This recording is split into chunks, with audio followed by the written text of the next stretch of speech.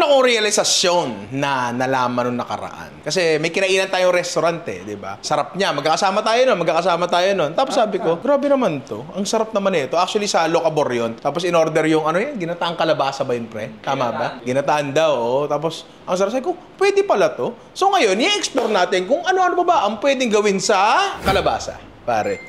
Ngayon, ang realisasyon ko dito, ang kalabasa ay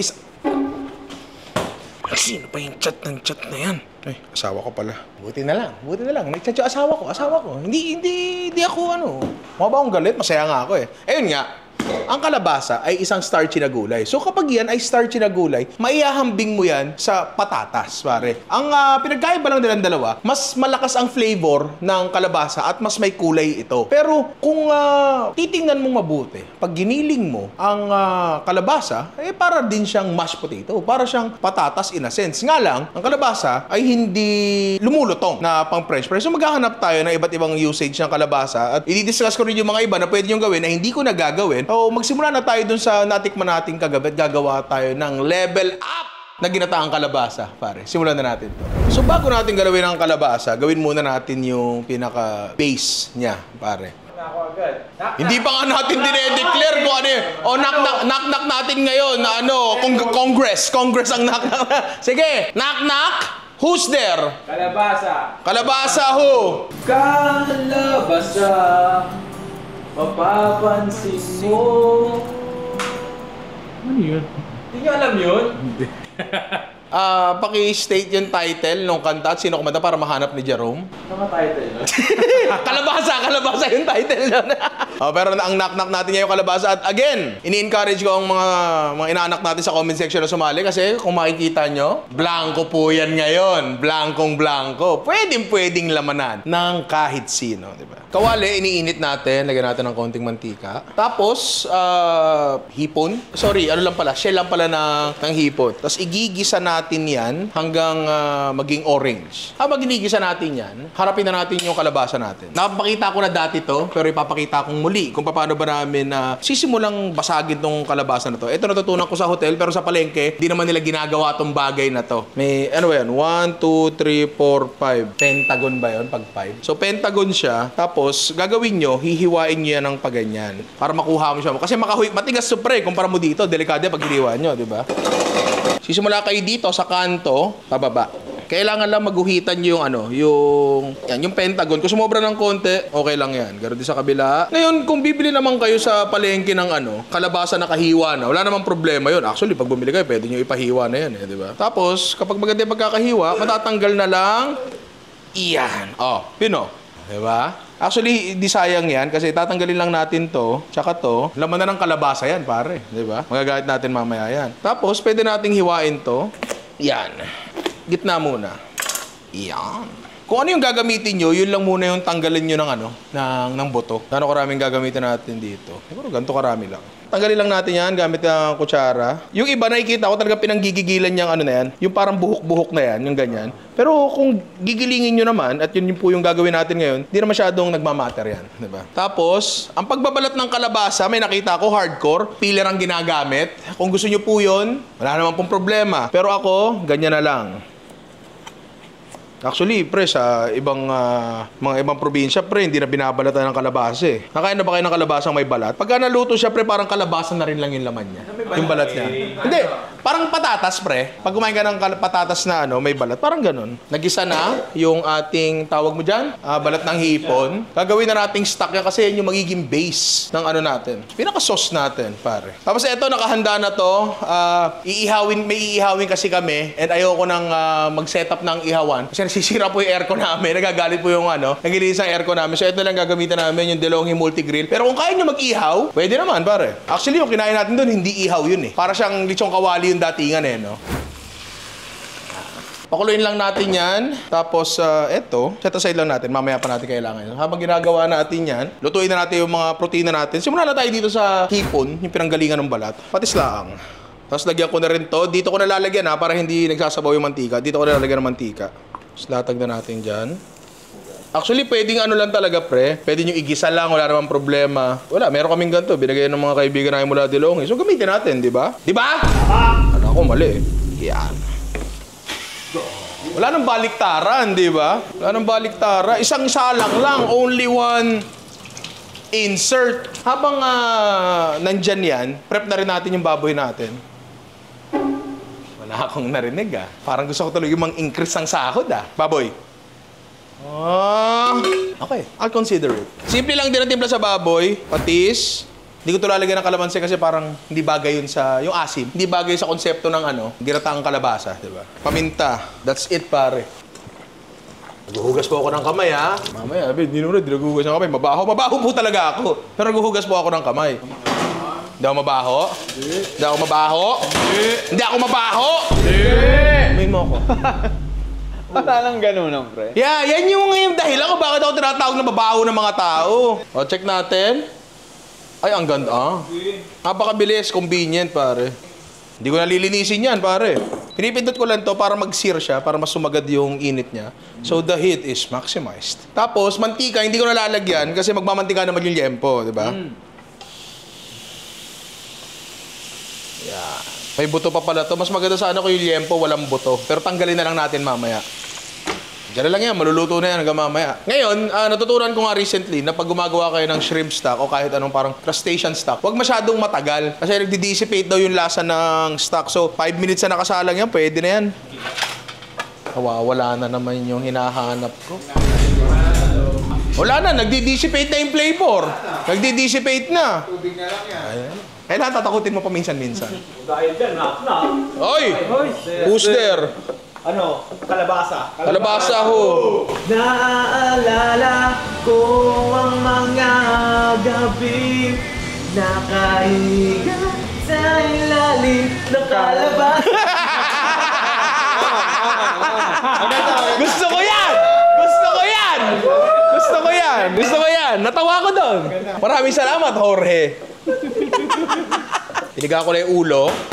Tapon natin, Dayan. Kapag ito ay hindi nyo ginisa at pinakuluan nyo lang yung ulo ng hipon, ang kulay nun ay grayish. Medyo iba yung kulay niya. So, mas maganda na talaga igigisa nyo muna para lumabas yung kulay orange na yan. Saka syempre, kahit hindi naman yung kulay, yung lasa, mahalaga yun, di ba? Kunin natin to, hiwain lang natin ng ganyan. Etong kalabasa na to, ito ang magbibigay ng body sa ating sauce. Sa traditional na ginataang kalabasa, yung sitaw kalabasa, pre, parang sahog. Sahog siya, buo siya. Pero dito, sauce siya, pare. Tsaka ang kalabasa, napansin nyo ba kapag nagluluto? Matigas, boom, biglang malambot na nadudurog na siya. Kaya minsan, na-overcook siya. Diba? Wala naman sigurong problema dun. Lalagyan ko pa yan ng sibuyas. Naalala ko kasi, yung kinain natin na yon sa Locabor, manamis-namis siya. Matamis din naman talaga ang kalabasa. Mas tatamis lang siya kapag nilagyan natin ng dagdag pang sibuyas. Hindi ko rin igigisa kasi yung nalasahan ko doon, sa totoo lang pre, para siyang pumpkin soup na may gata. Ganun yung nalasahan ko doon, na malapot. So ganun yung gagawin ko. Papakuluan lang natin to. Kung gusto nyo igisa, wala namang problema. Basta pre, basta wag yung sobrang brown. Tamang gisa lang, para pinagpawis nyo lang, di ba? Gaya natin dyan. Bawang, tapos hindi na rin natin igigisa. So ngayon, pakukuluin lang natin yan hanggang nadudurog na yung patatas. Sorry, kalabasa. Malambot na yung sibuyas natin. Ngayon, check natin yung baboy natin. Kumusta ka? Wala na. Nawala na yung desire kong bigay ng increase. Wala na. Parang kasalanan Ayan, so lutuin lang muna natin to, tapos balikan nyo ako dito mamaya. Iyan. Ganda pre Diba? Again, pwede nyo itong iprito lang tulad nung sa nakainan namin. Para lechong kawali nga lang. Wala namang problema doon. Mas madali ito para sa amin. Tsaka feeling ko naman talaga, overall, mas masarap naman talaga ang inihaw na baboy. Pero, it's yours pare. Nasa sayo yan. So, hintayin lang natin si George kasi sitaw kalabasa pala yung lulutuin pero nakalimutan ko magpabili ng sitaw, pare. So, andyan na po si George. May sitaw na po tayo. Mga kompleto ng sitaw kalabasa natin. Hindi, kalabasa lang. Kalabasa lang yan. Pero tayong gata dito. Pwede sariwang gata kaso alas 7 na ng gabi. Ang lahat ng sariwang gata sa Pilipinas, pagpatak mga alas 11 na umaga, panis yan sabay-sabay. Di ba? Tawag po kayong experience ko to eh. Oo. Bumili ako ng palitaw ng alas 6 ng hapon. Yun! Yari ka Bumili doon. ng palitaw ng alas 6 ng hapon ng gabi Yung sa amin dito, yung itinda ng bibingka, puto bongbong puto sulot sa harap namin. Iba yan. Okay yan. Kasi, di ba kinakayod nila yung nyog doon mismo? Oo, tsaka panggabi talaga. Panggabi talaga. So yung nyog nila, talagang kakabiyak ko, tapos ginaganon pa nila yan. Ganon. Alam mo yung galing ng trabaho, pagod na pagod ka, makita mo palitaw. Oo. Kain muna ako bago mo eh. Purorot ka pa. Mainit pa to, i-blender natin. So palamigin natin ng konti, lagyan natin ng gata. Yan. Lagyan natin din Pangarap ko pre, magkaroon nung nauso dati, nung mga sinaunang YouTube pa, yung Will It Blend. Will it blend? Oh, Blendtec ata yung brand doon, Blend. Di ko alam, yung matandang scientist. Di ko alam kung meron sa Pilipinas nun eh. Tindi nung pre iPhone, biniblender nila. Ngayon, gilingin na natin yan. May ulam. Hindi ako. Ang bango ah. May ulam. Ginata na siya. Ngayon, pwede niyong gamitin to, pero ibang panalang gagamitin ko. Kasi hindi to makinis eh. Alam mo, may ganyan-ganyan na yan eh. Pero kung nasa bahay lang naman kayo, hindi naman masyado nagmamatter. Kung makinis o hindi yung sauce, diba? Diba? Pang-baby to. Pwede kaya maggata ang sanggol. Sakto, may baby ka dyan. Hindi, yun nga eh. Actually, namili na kami ng mga pagkapagkain. Pero kasi eventually, kami rin magluluto yung mga baby food. Ang gusto ko sana, actually magandang content to, no? Gagawa tayo ng baby food, pero Filipino food. O for example, ganto, pero sitaw kalabasa. Tama. Ginataan. Ganto, pero laing. Pakbet, ewan ko, bagoong, baka tinola, mga gano'n, ewan ko. Starting mo yan, pakain, ilabas mo lahat. Kasi usually, pre, ano lang talaga, isang gulay lang ginigiling lang. Baka tayo pwede dish. Tama. Diba? Ewan ko hindi ko sure. Kailangan ko bang magtanong sa nutritionist, pang-baby, diba? Tapos, timplahan lang natin yan. Kaya ako nilipat, no? Depende kasi sa consistency. Kapag masyadong, malabnaw, pwede nyo panlutuin. Pero kunyari, tama na naman yung consistency sa inyo, huwag nyo nang alisin sa blender, doon na yun. Tsaka iinitin ko yan bago mag-plating. So, patis.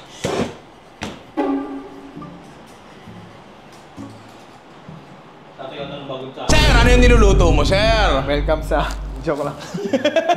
Parang siguro masasabi mong deconstructed na ginataang modern ginataang sitaw at kalabasa. Boom! The RC blows! Mainit yan, pre. So, pagka ganun niya, puputok-putok na siyang ganun, okay na yung consistency yan. Medyo malapot talaga. Medyo malapot. Okay na yan. Grabe. Sarap, Kaya mo yung pre. Nainggit ka ba o natuwa? Sitaw, pwede natin i-blanch lang pero piprito natin. Kaso umover yung init ng mantika. Hindi natin kung sasabog to. Dahil ko sinasabi to, pre, kung di pa kayo nakakatikim ng piniritong sitaw, masarap ang piniritong sitaw. Mas lumalabas yung mga lasa-lasa niya. Hindi siya lulutong tulad ng fries. Yung lasa niya, actually, tinry ko na dati sa ginataang, ginataang sitaw at kalabasa rin. Pinirito ko muna yung sitaw bago ko siya nilagay sa dish itself. Masarap. May in-impart siyang lasa talaga. Although nagigets ko, hassle, matrabaho. Pero ito yung niluluto nating ngayon, sitaw kalabasa ngayon. Ito yung kapag nag-request ng date night food, pero Filipino food yung asawa mo. Ganon, pare. Yan. Tinan nyo. Ang ganda, di ba? Yan. Tapos hanggat mainit-init pa siya, lagyan natin na... Pre, huwag yung sabihin last na Nor chicken powder na to. Buti kakasya pa to. Ngayon. Nakita ko kanina, lalagyan mo na Nor chicken powder niluluto mo, hindi ka na lang naglagay di ba? Isang kutsara, alam ko. Ha? Kumuha ka pa rin? Kumuha ko, hindi. Tinansya ko naman, pero... Sapat para hindi ka manapa. Sapat para di ka manapa. Kunti lang. Initin lang natin ni Techo, Gitna muna. Tapos, kuha tayo ng babaw. Ang daming niluto. Pero isa lang naman yung gagamitin. Ba't kaya? Check mo na natin yung baboy natin. Kumusta ka? Ay! Yung pagkain, ano ba? Grabe. Ako nga, hindi na ako pupukol ng ganun Bakit ko naman gagawin sa'yo yun? Hindi na ako pupukol ng ganun kasi pumapayat na nga, Talaga? Oo. Talaga? Talaga? Oo. Boom, exhale. Grabe. Lahat nagbago na. Boom! Pakipan din. Ikaw ka pumayat na baho pa rin pa mo Sorry. Grabe ka! Sorry. Sa totoo lang, pre. Hindi ganito yung plating nun. Hindi ganito yun. Talagang wala lang. Maganda yun dun Ay, wala akong sinabing Puta! Mas maganda daw yun nandun. Nakibuntot pa yun dun. Tapos yung ating sitaw. Ayaw mo na sitaw, di ba? Pag binirigtad mo yung sitaw, ayaw mo pa rin pala. Tausi. Kala ko watis. Paano kaya ilalagay ito ng maganda? Isang kumpul na sila. Ikaw na. Pre, sabi ko sa'yo, kung ito yung nyo, date night nyo sa bahay. Ay, asahan mo magkakabunso ka, di ba? Kahit 50 anyos ka na. 50 anyos ka na, pre. Daig mo pa sumayaw sa ubando. Hindi na kailangan ng santo. Hindi na. Sabi sa'yo, anong IBF? Mahal pa yun. Kinataan lang.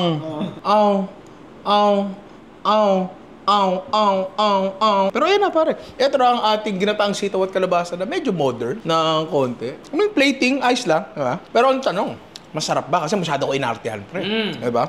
So, tikman na natin yan. Pero bago yan, Jerome, soma ka muna. Konti lang.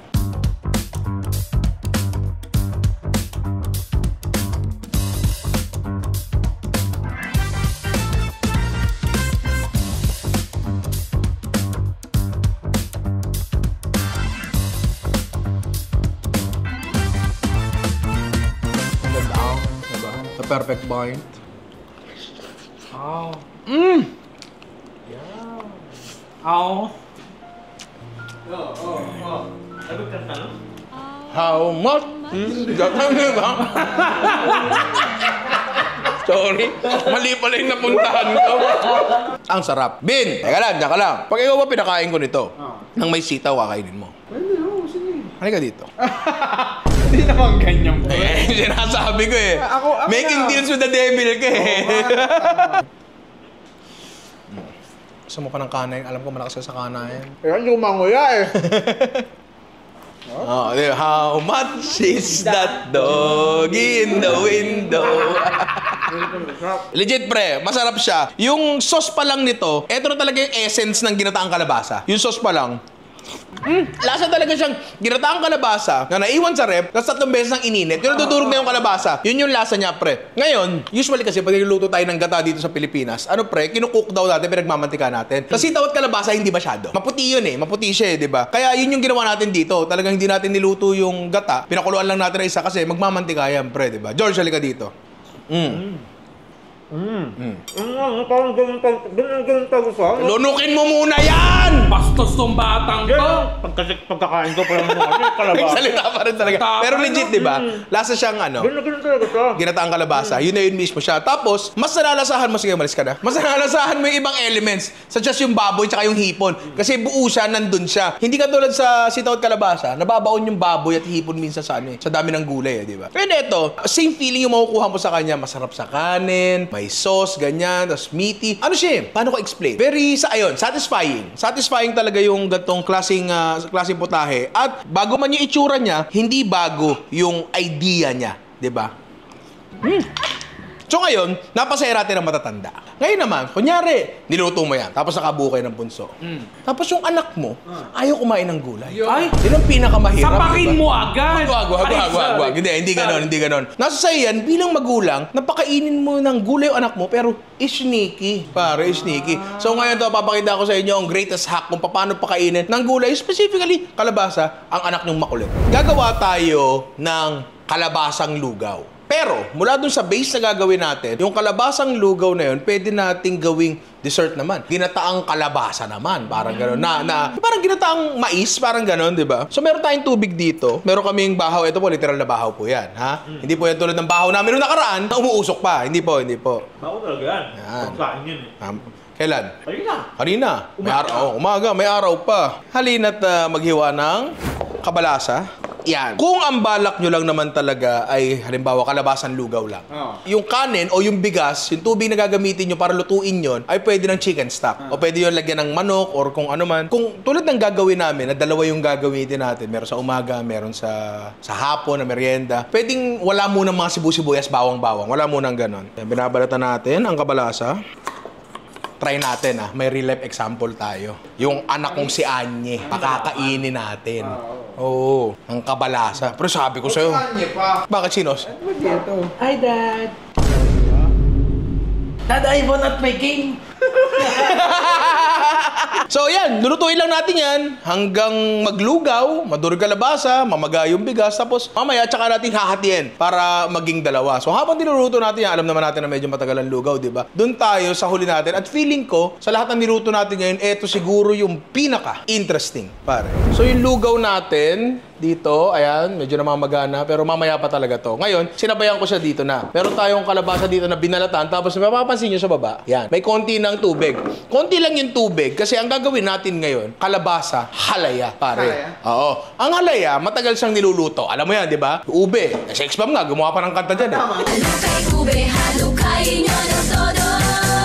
Halukay ube, halukay mo ng todo. Get? Get? Ow. Yan, di ba? Kasi talagang labor of love ang pagluluto ng tunay na halaya. Nalaman ko! Kumuha ka na ng halaya tayo dati, di ba? May sabi sa comment section, Ninong Ray, hindi namin pinapakuluan ang ube. Para hindi magkadurog-durog. Tsaka siguro, inisip ko, buti, bakit mo i-steam pa? Eh kung pwede mo namang pakuluan na lang, tapos rekta na. Yun nga, ini-steam nila. Palagay ko para hindi masyadong pagkarga ng tubig yung ube. Kasi ang gusto mo nga, madudurog mo siya, tapos aalisin mo lahat ng tubig. Kaya talagang halo ka ng halo doon, pre, para lumapot siya. Pwede ko rin gawin sa kalabasa yon. Pero ginawa na namin dati to, nagtagumpay naman, pero konti lang din yung tubig niya. Technically, ini-steam natin siya. Pero yung tubig na nilagay natin, nandyan na. So, i-steam lang natin yan hanggang maluto. Hindi naman masyado matagal yan kasi kalabasa, alam nyo naman. Mabilis lang yan, di ba? Sobrang basic lang yan. Pero gusto ko lang sabihin na sa ibang bansa naman kasi talaga, ang pumpkin ay ginagamit talaga for sweet application.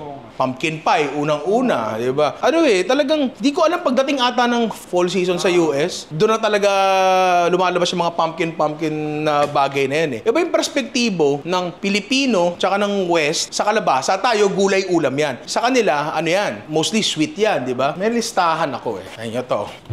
Sabi dito, mga nakita ko, pumpkin pie, pumpkin pancake, cinnamon buns, pumpkin bread, pumpkin cake, pumpkin cheesecake, pumpkin waffle. Sinabi ko na ba yun? Pumpkin pancake. So, yun ang mga application nila doon talaga. So, tayo, unti-unti pa lang natin ini-introduce sa sarili natin na ang kalabasa, okay ng matamis. Unti-unti pa lang natin iniintindi ang bagay na yan, di ba? Dahil doon, kuha tayo ng halaya. Kasi ang halaya, sabi ko nga kanina, titignan mo ang kalabasa na parang starchy vegetable, na parang patatas, root crop yung halaya, and yung ube. Palagay ko gagana. Siya ngayon ang tanong dito, bakit wala pang gumagawa ng halayang patatas? Wala. Baka hindi bagay yung flavor. Di ko sure. Pero eto, sure ako dito kasi natikman na namin to, di ba? So hayaan lang muna nating maluto to dito, tapos balikan nyo ako dito kapag madudurog na siya. Lugaw natin, malapit-lapit na siya. Camera to, kita ba dyan? Ayan. Konting putok ka sa bigas. Ngayon, eto, malambot na siya, Hindi namin dinagdagan ng tubig to, pre. Pawis na niya yan. Pawis na ng kalabasa yan, di ba? So ngayon, durugin lang natin yan, Kadal ay. Napansin nyo pala, non-stick po yung ginamit namin dito na kawali. Kasi, tutuyuin mo to, pre. Tutuyuin mo to, Yung mga nagluluto sa probinsya ng talagang halukay ube, halukay mo ng todo, get out. Talagang yun, pre. Di nila tinitigilan nyo, kaya hindi naninigit yun, Pagod ako, alam mo yun. Ngayon, dadagdagan natin ang liquid to. Natutuyuin din natin, pare. Gamitin natin ay gata. Mas maraming gata, mas masarap. Actually, dati, sinubukan kong gumawa ng ganito. Ang ginamit ko ay gata powder. Okay din naman siya. Ito ang meron kami ngayon, Yan. Okay na siguro yan. Wala pa akong knock. Tapos, ito, maganda rin to. Kwento sa akin to, ng mga nag-ahalaya dati sa palengke. Milk powder daw ginagamit nila. Birch tree, baka naman. Pero, wag yung birch tree na tsokolate. Wag. Actually, kami, nung bata, hindi naman uso mga formula dati. Birch tree yung pinapainom sa akin, bro. Nagagatas kayo? Rekta tapos silog na to, So, marami yung nilagay kong milk powder. Asukal, with pre-coffee, courtesy of Alvin Reynera. Pag may nakita po kayong batik-batik dyan, kape po ni Alvin yun. Tapos, butter. Yung nakausap ko dati sa palengke, siya, talagang very strict siya. Very strict siya sa mga specific na ilalagay doon sa halaya niya. Nakakwentuhan ko lang Sabi niya, dapat daw talaga margarine. Margarine daw talaga. Sabi niya, nasa sa inyo na siguro yan. Ngayon, naging matubig uli siya. Diba? Yan. So ngayon, dahan-dahan nating tutuyuin yan. Yun yung Yun nga yung papasok yung wisdom ng sex bomb na Halukay ube. Oo, halukay ube, di ba? Halukay mo ng todo. Kailangan talaga todo, kundi get out ka, di ba? So ito medyo matagal-tagal talaga ng konti to. So, kailangan talaga halo ng halo. Halukay mo ng todo. Oo, halukay mo ng todo, di ba? Kasi masusunog yung ilalim niya. Nakakatulong din ang non-stick kasi ang non-stick hindi masyadong mainit yan. So, ayun. Hintayin lang natin to. Medyo matagal-tagal to, pero I'm sure sulit naman to. Gusto pong humingi ng pasensya ni George kasi nakita niyo po may batik-batik kasi may tumawag kanina tapos hindi niya hinalo, hindi niya in-endorse sa iba. Ikaw lang naghahalo. Ay, di ba? Hindi, sa pagkakataon to si George. si George nga. Pero mapapansin nyo, malapot-lapot na siya. Tsaka laking tulong talaga ng non-stick, hindi naman non-burn Non-stick yan, non-stick, diba? Pero sinisirip-sirip namin kanina yung lasa. Tinitikman-tikman namin kanina. Hindi naman siya naglasang sunog talaga, diba? So nakita nyo, ang lapot na talaga yun, tapos dumudulas-dulas na lang siya. Ang lakas ng tawa na naman ito. Pagkabit ka dun sa manok, ang angang. Kasi ulam namin ngayon. Yan, ito ulam namin ngayon, no, pre. Roasted chicken yan na parang masala yung ginamit namin. No? Si Mama actually nagluto. Kung talagang malakas pa loob nyo, konti pa. Pero pwede na to, pre. May kita nyo ganyan, ayan, no? Malapot siya. Pero pag lumamig ng konti yan, kahit room temp lang, mas titigas yan, di ba? Ganoon naman talaga pag malamig tumitigas eh. Lagay lang natin sa tray. Yan, para lang mas mabilis lumamig. Again, humihingi po ng pasensya si George yung sa batik-batik. Yan. Ngayon yung electric pa namin, malinis po siya. Hinatgat po ng aso yung cordon. Yan. So palalamigin lang natin yan. Gamit ang ating Hanabishi electric pan, pare. Mabilis lang yan, mabilis lang yan. Tapos, ito yung lugaw natin. Wala pang lasa yan, pre. Pero kung titingnan mo, ang ganda ng kulay. Initin lang natin. Masahatiin natin sa gitna yan, di ba? Pinalapot ko siya on purpose kasi yung isa natin matamis, may gata yun. Tiin natin. On. Ngayon, eto, wala pang timpla parehas to, ha. Halagyan ko yan ng gata. Pwede na yan. Ngayon, yung kabila, siyempre, ano to? Lugaw, maalat. Walang luya-luya, sibuyas, pero pwede nyo naman gawin yon, bawang. Pero ako, patis talagay ko dito. Oh, chicken powder, siyempre. Ano pa ba yan? Nor, pare. Diba? Begut. Luya lang natin yan. Pre, mapapakain mo ng kalabasa yung anak mo. Admittedly, no? Ang kalabasa, kasi yan sa mga gulay na kinakain ng bata. Pero hindi lahat, pre. May mga bata talagang pag narinig yung salitang G, ayaw na agad, pre. O, yan. Yung Alvin, ganun. Pero yun nga, medyo nabibitin ako sa lasa niya kasi wala yung luya, sibuyas, bawang. Na ayaw rin naman ng bata, karaniwan, di ba? So, okay lang din na ganyan. Uy! Uy! Uy! Uy! Ay, ano yan? Ano yan? Yan ay comment! Ay, comment of the day! Okay, habang iniinit natin to, Alvin, sino ba yan nagko-comment yan? Tsaka ba't nagko-comment yan, ha? From @Felix Miguel Sarmiento. Hi po, Ninong Rai. I hope you notice me. Hehe. I have a cancer symptoms but I'm still fighting. Kahit may sakit ako, nagluluto pa rin ako. Dahil na-inspire ako, lalo sa pagluluto ng bahaw. Many ways, more videos to come.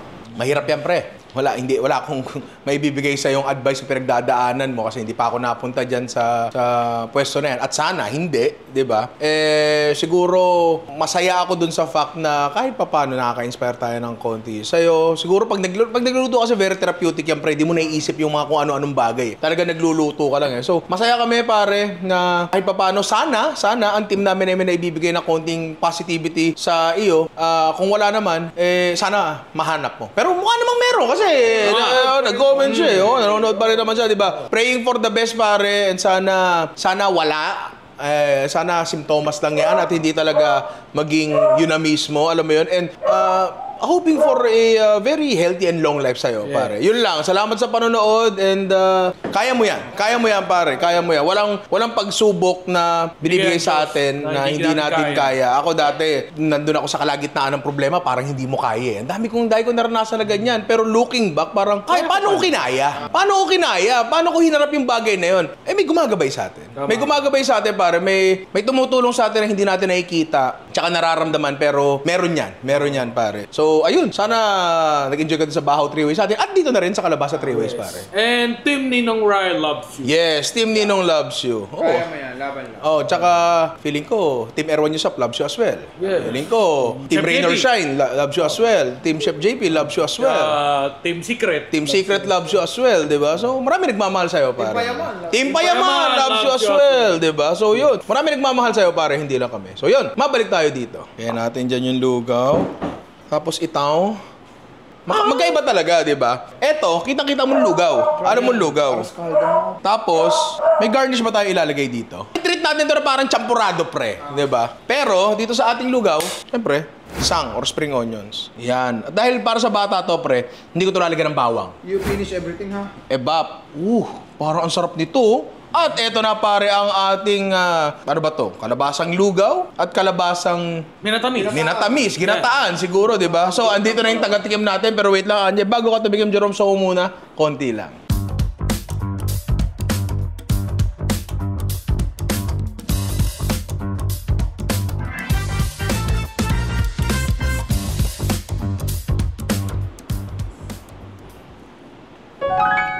You like it? You like it? You really like it? May snap pa. May snap pa. O, akin na to. Ay, hindi. Can I taste it as well? Sarap. Tuwan-tuwa, oh. May tamis siya. Ang lugaw wala naman dapat tamis. Pero kung nakatikim na kayo ng sabaw ng nilaga na nadurugan na ng kalabasa kasi ilang kulo na, masarap yun. Oo, diba? Actually, ang tamis-tamis na nun dahil may saba pa. Ewan ko, may saba kayo sa nilaga? Kayo, Bin? Wala. Mali! Alam mama mo naglalagay ng prutas sa ulam. Si Papa yun! Si Papa yun! Tanga pala ng mama mo naglalagay ng prutas sa ulam nyo Oh, one more.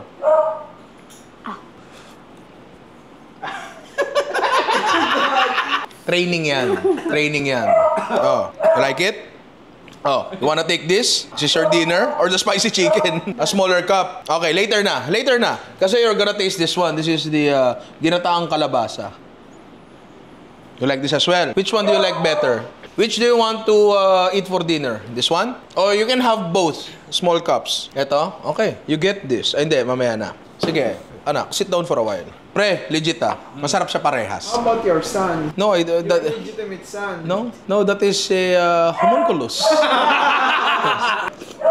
Ang sarap nito. Medyo merong Aling Be vibe. Si Aling Be, yung tindahan sa harap namin, na nagbebenta lagi ng ginataang mais, ginataang munggo, lugaw, oo. Para lang sa inyo. Kayo lang pa bumibili. Hindi naman. Di ba? Pero tapat ng bahay namin yung tindahan niya. Very nostalgic yung lasa. Naalala mo si Aling Be.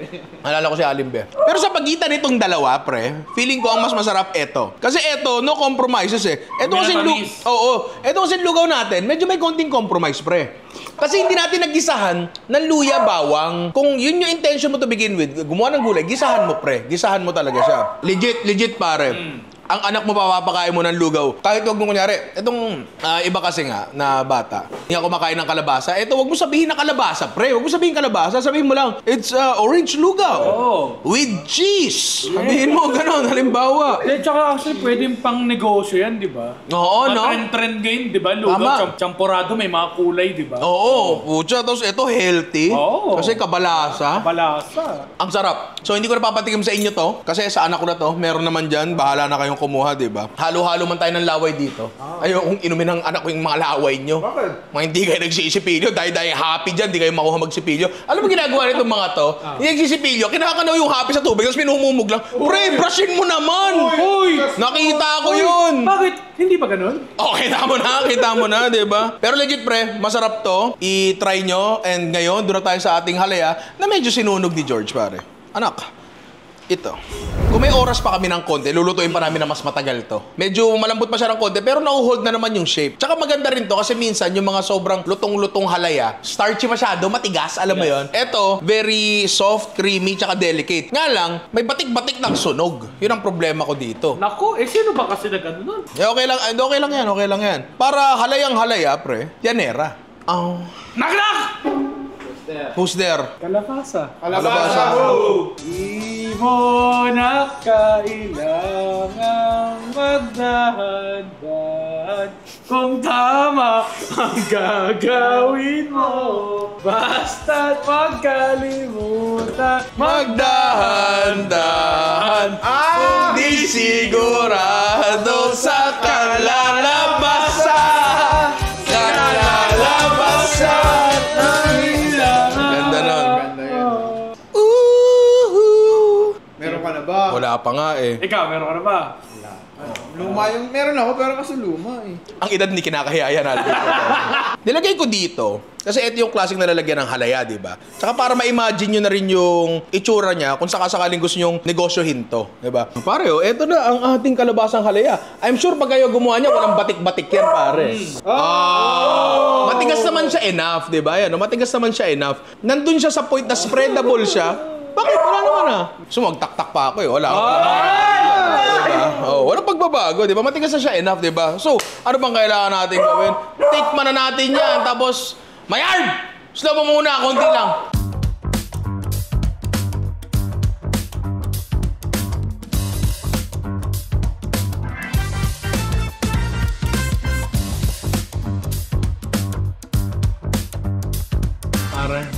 Diba? Parang kung iisipin mong keso siya, nakakaumay, diba? Pero alam mo naman na matamis siya, so baka hindi, diba? Pare, the perfect bite, diba? Halika dito. Pare, buti bukas na si Mang Saldi. Meron na tayong pandesal. Pre, kalabasa lang to. Nalasing tayo sa kalabasa. Oh. Halika ko ah. Di ba? Hindi siya mukhang produktong eksperimento. Hindi siya mukhang pinag-obra. Mukha siyang produkto na matagal na nag-i-exist sa mundo. Di ba? Pero Oh, parang, isa pa. parang ano mo na, bakit dilaw? Bakit dilaw? Oo. Pero ano halaya? Oo, lasa siyang halaya. Hindi. Actually, lasa mo yung tamis ng kalabasa. Meron pa siyang konting hibla-hibla. Konting-konti na lang. Halos mag-breakdown na kasi doon tuluyan yan. Gawa na ang tagal natin niluya yan. Maganda nga yung ano eh. Texture. Yung texture. Fluffy, no? Fluffy yung texture. Walang bubuo. Eto, pinag-usapan namin lagi ni Alvin yan. Pagdating sa halaya, gusto ko yung may buo-buo. Si Alvin ayaw niya. Gusto niya yung pinong-pino. So, eto yung gustong texture ni Alvin. Yung pinong-pino talaga. And hindi natin, pre, ano lang yan. Masher lang ginamit natin yan. Tsaka, ano? Shelf slide. Shelf slipes. Shelf slide. Shelf life. Hindi ko sure. Ang shelf life kasi ng halaya, greatly nakadepende yan sa ano, pre. Sa dami ng tubig na matatanggal mo sa kanya. Mas matubig siya, mas mabilis siyang Huwag magtutubig ng papanis. ibabaw sa rep.